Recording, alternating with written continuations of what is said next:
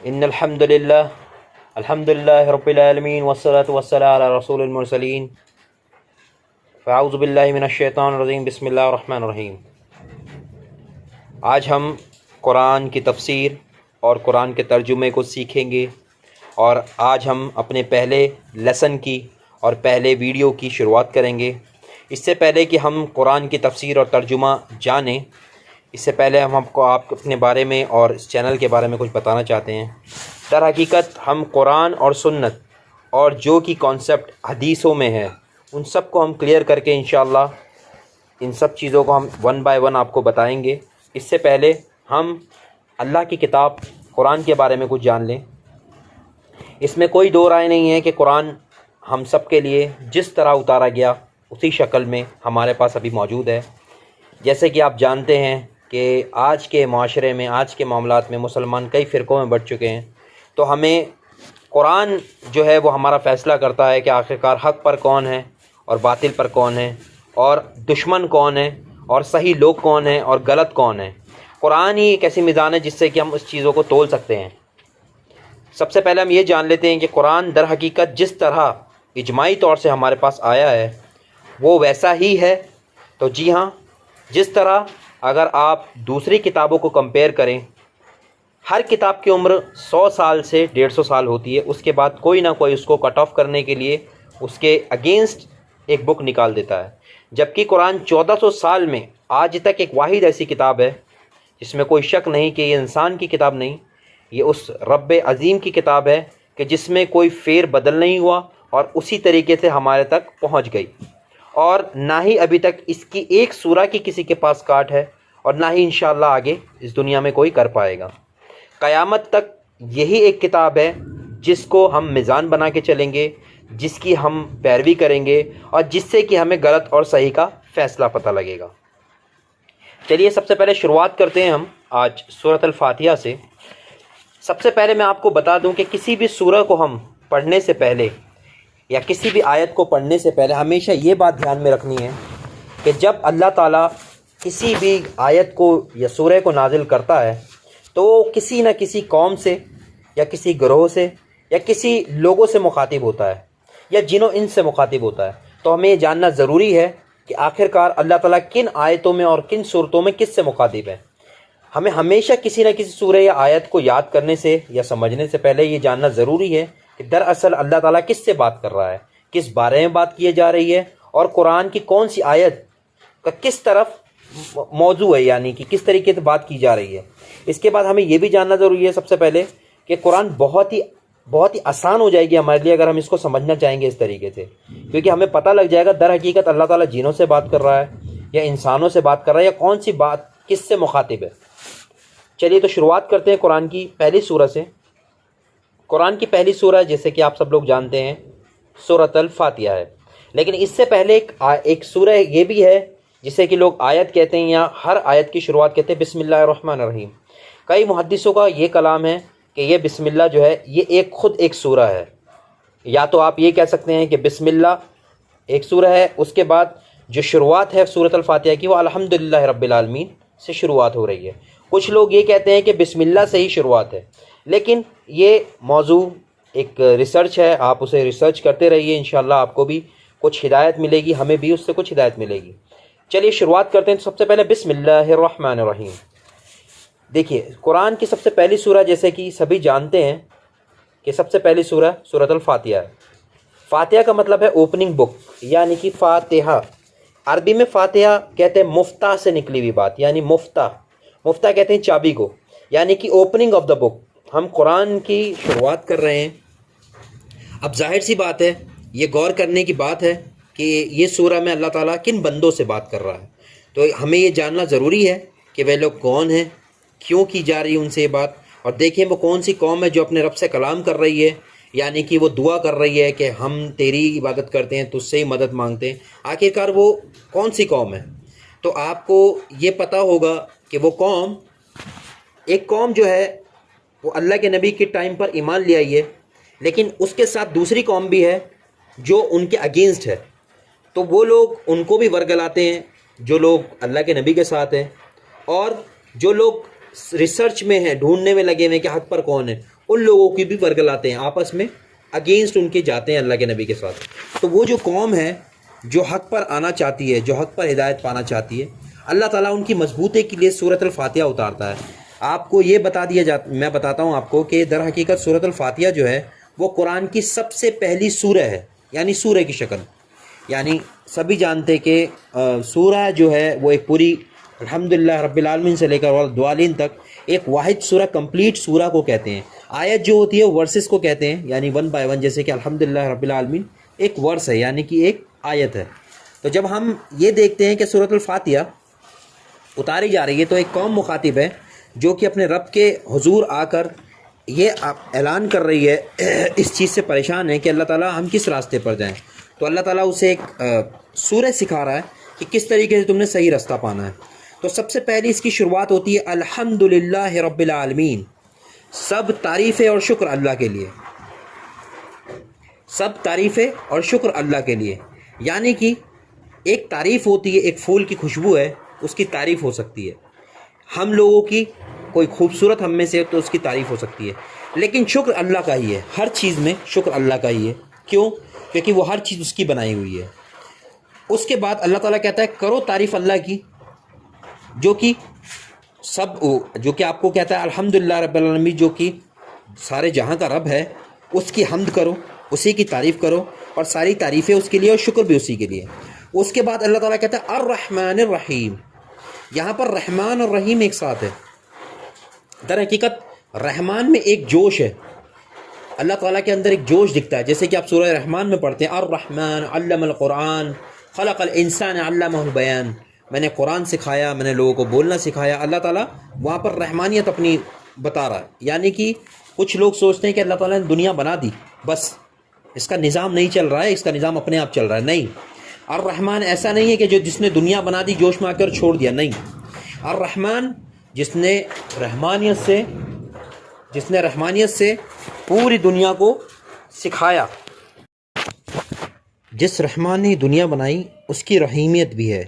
جیسے کہ رحمان میں ایک چشمے پھوٹتے ہوئے دکھتے ہیں، رحیمیت میں ایک عدل دکھتا ہے، یعنی کہ یہ نیم قانون اور یہ جو عدل ہے یہ اس رحیم کی رحمانیت میں دکھتی ہے، اور رحمانیت کے رحیم میں اس کی رحیمیت دکھتی ہے، یعنی یہ دونوں نام ایک دوسرے سے جڑے ہوئے ہیں۔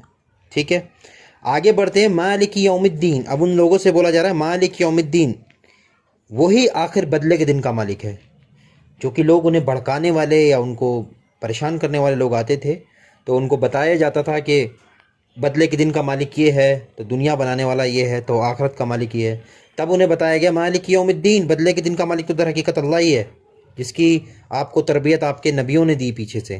ٹھیک ہے، اس کے بعد آتا ہے ایاک نعبد و ایاک نستعین، ایاک نعبد و ایاک نستعین، ہم تیری ہی عبادت کرتے ہیں اور تجھ سے ہی مدد مانگتے ہیں۔ اب یہاں پر تیری ہی عبادت در حقیقت ہم لوگوں کے کانسیپٹ میں کہا جاتا ہے عبادت نماز کو۔ در حقیقت عبادت کا صحیح میننگ ہے عبد، یعنی اللہ کا بندہ ہو جانا، اس خدا کا ہو جانا جو کہ اس دنیا کا خالق ہے، جو کہ اس دنیا کا مالک ہے۔ جیسے کہ اوپر بتاتا آ رہا اللہ تعالیٰ جس کی ہی ساری تعریفیں ہیں، جس نے یہ دنیا بنائی اپنی رحمانیت سے اور رحیمیت سے، اس کے اندر عدل قائم کیا، اس کے بعد وہی بدلے کا دن کا مالک ہے اس دنیا کے بعد، تو اس لیے اس کی ہی عبادت ضروری ہے، یعنی کہ ایاک نعبد۔ اب عبادت جو ہے ہمارے یہاں کانسیپٹ صرف نماز، روزہ، زکوٰۃ کو لیا جاتا ہے۔ در حقیقت عبادت جو ہے اگر آپ قرآن کے روح سے دیکھیں تو عبادت ان 4 چیزوں کو کہا گیا، جس میں سب سے پہلی چیز بیہیویئر، آپ کا اچھا بیہیویئر، جو کہ اللہ کے نبی نے 40 سال تک لوگوں کو دکھایا، امین ان کا نام پڑ گیا، سب سے اچھا کریکٹر یہ عبادت میں آتا ہے۔ اس کے بعد آپ کا دوسرا کریکٹر جو ہے، دوسری جو اس کا پلر ہے وہ ہے پیوریفیکیشن، باڈی پیوریفیکیشن، اور آپ کے جنسی توازن جو ہیں، یعنی جنسی معاملات اور اخلاقاً جو بھی ہے ایک پیوریفیکیشن ہونا چاہیے، جیسے کہ غسل ہم کرتے ہیں، اگر وہ نہیں ہے تو ظاہر سی بات ہے آپ کی عبادت بھی نہیں مانی جائے گی۔ تیسری چیز ہے کھر اور نوش، یعنی کہ آپ کی کھانے پینے کی چیزیں، ٹھیک ہے، جو بھی ہم کھاتے ہیں وہ حلال ہونا چاہیے، حلال رزق بھی حلال ہونا چاہیے، اور جو چیز حرمت کر دی، جس چیز کو حرام کر دیا گیا، ان چیزوں کو بھی ہم نے دور رہنا ہے، یعنی کہ آپ کا رزق بھی حلال ہونا چاہیے، اور اس کے باوجود آپ کا رزق حلال ہونے کے بعد آپ کا جو اللہ تعالیٰ نے جس چیزوں کو منع کیا گیا ہے، آگے چل کے آپ کو پتہ لگے گا، ان چیزوں کو بھی ہم نے نہیں کھانا۔ اس کی کچھ مثالیں جیسے کہ غیر اللہ کا کھانا اور خون اور مرا ہوا جانور جس سے کہ حلال نہ کیا گیا اور غیر اللہ کے نام پر کھانا. اس کے بعد یعنی کہ غیر اللہ قتل کے نام پر یعنی کہ ذبح ہوا غیر اللہ کے نام پر وہ کھانا.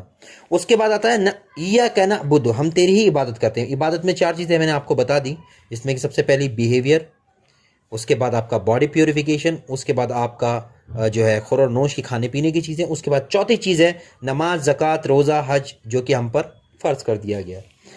اگر آپ کے تینوں پلر اوپر کے کمزور ہیں اور آپ نیچے نماز، زکوٰۃ، حج، فطرہ سب کچھ کر رہے ہیں اور آپ کا بیہیویئر صحیح نہیں ہے، آپ پیوریفیکیشن نہیں ہے، آپ حرام حلال سے فرق نہیں رکھتے، تو در حقیقت آپ نے اپنے آپ کو اللہ کا بندہ نہیں کہلایا صحیح معنی میں. در حقیقت ہم نے اپنے پورے کریکٹر کو چینج کر رہا ہے انہی 4 چیزوں میں. اگر آپ نے ایمان ڈھونڈنا ہے اپنا صحیح ایمان سنت کے ایک مطابق، تو ان 4 چیزوں کے اندر ایمان مکمل ہے. وَإِيَّاكَ نَسْتَعِينُ، ہم تجھ سے ہی مدد مانگتے ہیں. اب جب ہم پیچھے سے ساری بات مانتے آ رہے ہیں تو ہم تجھ سے ہی مدد مانگیں گے. یعنی کہ اب یہاں پر بندے نے اپنے آپ کو سرنڈر کر دیا اللہ کے سامنے، انہوں نے کہہ دیا کہ اللہ تعالیٰ جب ہم تیری ہی عبادت کر رہے ہیں تجھ سے ہی مدد مانگتے ہیں. یعنی کہ اب یہاں پر اس نے کنفرم کر دیا اب میں کسی اور کے پاس، میرے پاس در نہیں ہے کہ میں کہیں اور جاؤں. ایاک نستعین، اب مجھے تکلیف ہو، دکھ ہو، غم ہو، اس پہ میں صبر کروں گا، اس پہ میں صبر پہ اپنا مطلب فیصلہ کروں گا. اور یہ صبر اللہ تعالیٰ آپ کو آگے چل کے بتاتا ہے کہ صبر نماز کے ساتھ کرو. کیوں؟ کیونکہ در حقیقت یہ بہت مشکل کام ہے، آسان نہیں ہے. اللہ تعالیٰ آپ کو پیسوں سے آزماتا ہے، اللہ تعالیٰ آپ کو یعنی غریب امیری سے آزماتا ہے، یا پھر آپ کو صحت سے آزماتا ہے، اس کے بعد آپ کو جہاد میں آزماتا ہے. ان 3 چیزوں میں ہی ہم نے صبر کرنا ہے. صبر کی پوری تعریف جو ہے وہ اسی لفظ کے اندر ہے، ان تینوں کیٹیگریز کے اندر ہی ہے. اس کے بعد جب شخص نے کمٹمنٹ کر دی ایاک نعبد و ایاک نستعین، اس کے بعد وہ آتا ہے اہدنا الصراط المستقیم. اب وہ سیدھا راستہ پوچھ رہا ہے، اللہ تعالیٰ ہمیں سیدھے راستے پر چلا، ہمیں سیدھا راستہ بتا. تو وہ سیدھا راستہ بھی اللہ تعالیٰ آگے بولتا ہے صراط الذین انعمت علیہم، وہ لوگ جس پر تو نے انعام ڈالا. یعنی کہ وہ لوگ قرآن کے اندر ہی مینشن ہے، آپ کو پتہ ہوگا، ظاہر سی بات ہے کہ شہداء جو شہید ہو چکے ہیں، صحابین، تابعین، یہ جو لوگ موجود ہیں اللہ کے نبی کے ٹائم پہ، یا رسول الانبیاء المرسلین، جتنے ہم سے اللہ کے نبی سے پہلے رسول ہیں، جتنے بھی انبیاء ہیں، وہ انعام پائے ہوئے لوگ ہیں، وہ انعام ہی پائے ہوئے لوگ ہیں. اللہ تعالیٰ نے بتا دیا کہ اگر تم انعام پانا صحیح راستے پر چلنا چاہتے ہو، صراط المستقیم ڈھونڈنا چاہتے ہو، تو در حقیقت وہی وہ راستہ ہے جن پر میں نے انعام ڈالا. تو اللہ تعالیٰ اس چیز کو آگے چل کے ڈیفائن کرے گا کہ در حقیقت جو چیزیں آپ پوچھنا چاہ رہے ہیں اس سورہ میں، اللہ تعالیٰ اب اس کو کھولے گا، ان باتوں کو آگے چل کے کھولے گا. جیسے کہ آپ کو رحمان الحمدللہ رب العالمین آپ نے کیوں تعریفیں کرنی، اس کو بھی اس قرآن کے اندر بتایا جائے گا. ٹھیک ہے، اسی طرح رحمان کون ہے، رحیم کون ہے، یہ بھی آگے چل کے آپ کو بتایا جائے گا. جب یہ فائنل ہو گیا، اس کے بعد اللہ تعالیٰ کہتا ہے غیر المغضوب علیہم ولا الضالین، اس راستے پر نہیں جس پر تم نے غضب ڈھایا، اپنا غصہ ڈھایا، یا جس راستے پر تم نے عذاب ڈالا جن لوگوں کو، تو اس کو بھی قرآن میں مینشن کر دیا گیا. وہ کون سے راستہ ہے؟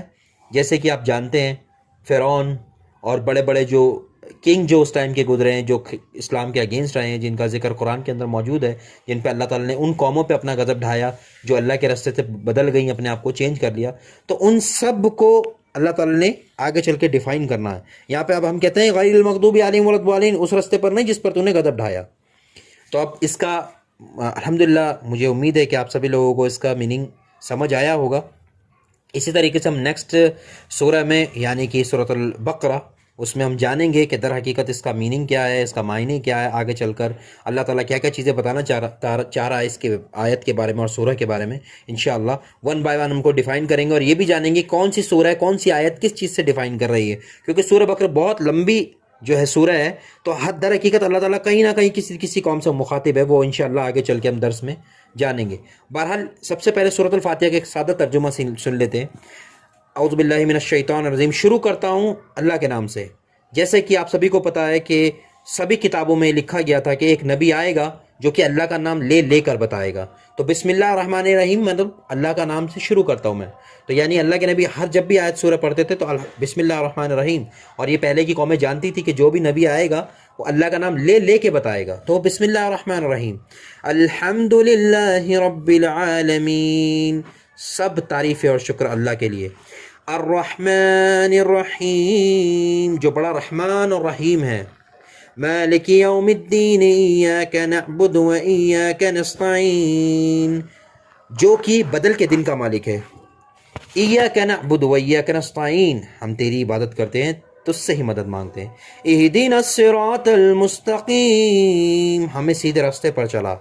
صراط الذین انعمت علیہم، اس راستے پر جس پر تو نے انعام ڈالا. غیر المغضوب علیہم ولا الضالین، اس راستے پر نہیں جس پر تو نے غضب ڈھایا، جس راستے پر تو نے اللہ تعالیٰ اپنا عذاب ڈالا لوگوں پر. تو یہ ایک سیدھا سادہ ترجمہ تھا جو کہ کسی بھی شخص کو سمجھ آئے گا. کسی بھی چھوٹے سے چھوٹے گاؤں کے جو لوگ ہوتے ہیں ان کو بھی یہ ترجمہ سمجھ آئے گا. اس میں اتنا زیادہ ڈیپلی جانے کی ضرورت نہیں ہے کہ ہمیں کوئی امام یا ہمیں کوئی مسجد کے امام یا کوئی ہمیں یہ لوگ سکھائیں گے. ہم خود اپنے آپ قرآن پڑھ سکتے ہیں. آپ چاہیں تو قرآن کی آیتوں کو کھول کر پڑھنا چاہیں. اللہ تعالیٰ قرآن کے اندر ہی فرماتا ہے کہ میں نے ثواب کمانے کے لیے یہ قرآن نہیں رکھی ہے، یہ در حقیقت ہدایت پانے کے لیے قرآن رکھی ہے. در حقیقت ہم لوگ بھول چکے ہیں کہ قرآن جو ہے وہ اس لیے نہیں بھیجی گئی کہ ہم اسے بار بار بس کھولیں اور ثواب بطور پڑھ لیں. ہم نے اس کو میننگ جاننا ہے. لِدَبَّرُونَ آیَاتِهِ وَلِيَتَذَكَّرُوا أُولُو الْأَلْبَابِ، یہ چیز ہم نے جاننی ہے. ٹھیک ہے، تو آپ لوگ سبھی سے آپ لوگوں کی میرے لیے گزارش ہے کہ آپ لوگ دعا کریں ہمارے لیے بھی. اللہ تعالیٰ اس چینل کو آگے بڑھائے اور لوگوں کے اندر دین کا معاملہ، ایک دین کا شوق جو ہے سیکھنے کی اللہ تعالیٰ توفیق عطا فرمائے اور صحیح راستے پر چلنے کی توفیق عطا فرمائے. آمین. وآخر دعوانا الحمدللہ رب العالمین. السلام علیکم ورحمۃ اللہ.